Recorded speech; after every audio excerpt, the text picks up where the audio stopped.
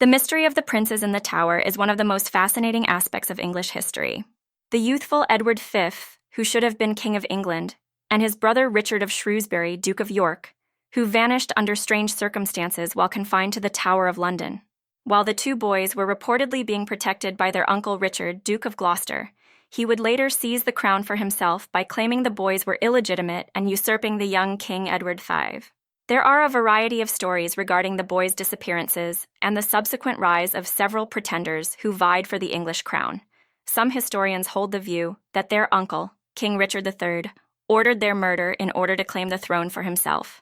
However, in 1674, workers from the Tower of London were excavating a wooden box beneath a stairway in the White Tower's stairwell. Inside the box, they discovered two tiny human skeletons.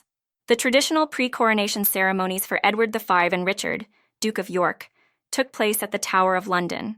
But their uncle, the future Richard III, postponed the coronation. Richard III ascended to the throne after a sermon asserted that he was the sole rightful successor to the House of York.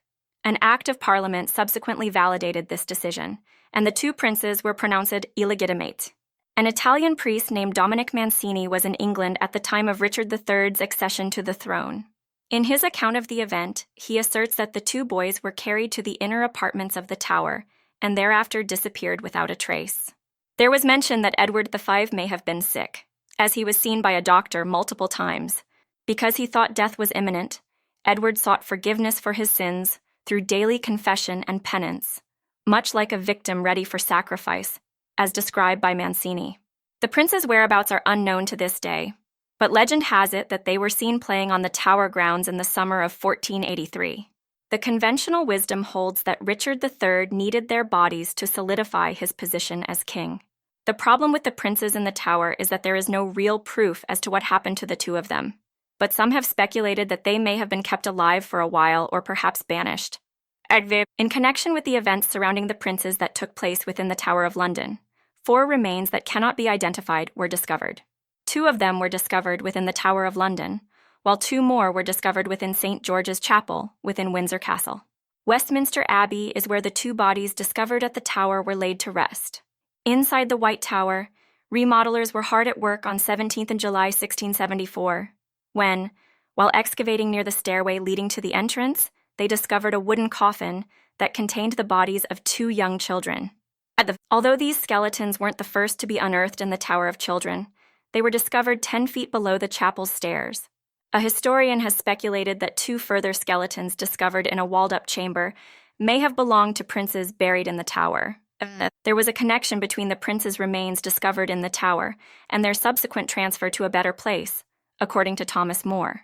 A report mentioned that the makeshift coffin, which consisted of a wooden box, contained what appeared to be clothing fragments made of rag and velvet.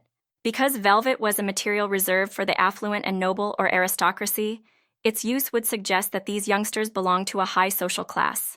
King Charles II of the time had the remains placed inside Westminster Abbey, in particular in the wall of the Henry VII Lady Chapel, close to the tombs of the founders of the Tudor dynasty and other queens like Elizabeth of Fars and Mary Queen of Scots.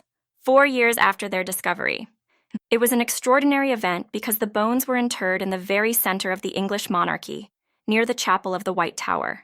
The monument that marked their resting place read, "Here lies interred the remains of Edward IV, King of England and Richard, Duke of York. Their long-desired and much sought-after bones were found interred deep beneath the rubble of the stairs that led up to the chapel on the 17th of July, the year of our Lord, 1674. However, a problem existed, and it remains to this day. The bones have never undergone DNA testing. There is no way to know who murdered the boys or what became of them unless proof that these were the princes in the tower's body could be found. Lawrence Tanner, the archivist of Westminster Abbey, Professor William Wright, a prominent anatomist, and George Northcroft, a specialist dentist, all inspected the bones in 1933.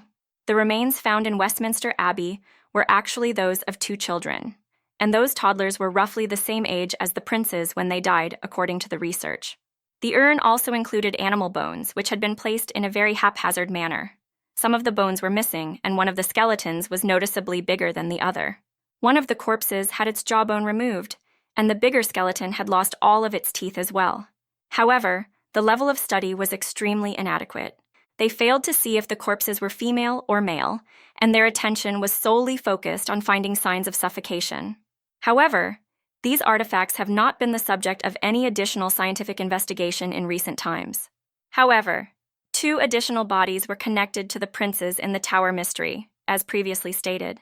The tomb of Edward IV and Elizabeth Woodville was inadvertently broken into in 1789 while repairmen were working on St. George's Chapel.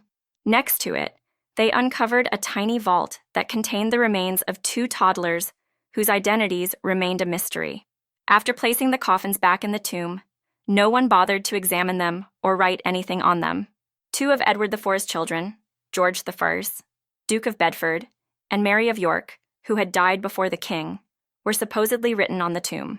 However, 2 lead coffins that were mistakenly identified as belonging to these children were found in another part of the chapel. Subsequently, they were transferred to the vault of Edward IV. However, the coffins in the adjacent crypt were not subjected to any more examination. So whose kids were these? Additional excavations took place in the 1990s close to Edward IV's tomb, including the floor, and there were calls for a technological inspection of the vaults. The opening of a royal tomb, however, required the consent of the monarch, but Queen Elizabeth II never gave her stamp of approval.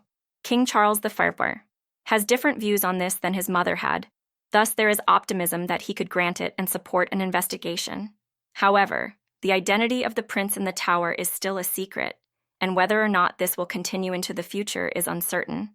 There is optimism that the DNA testing at Westminster or the investigation at St. George's Chapel will positively identify the boys' remains. It is believed that they were slain, which makes whatever transpired inside the Tower of London leading up to Edward VI's coronation all the more horrific. After 500 years, we still don't know the answer, even though fresh theories crop up every year.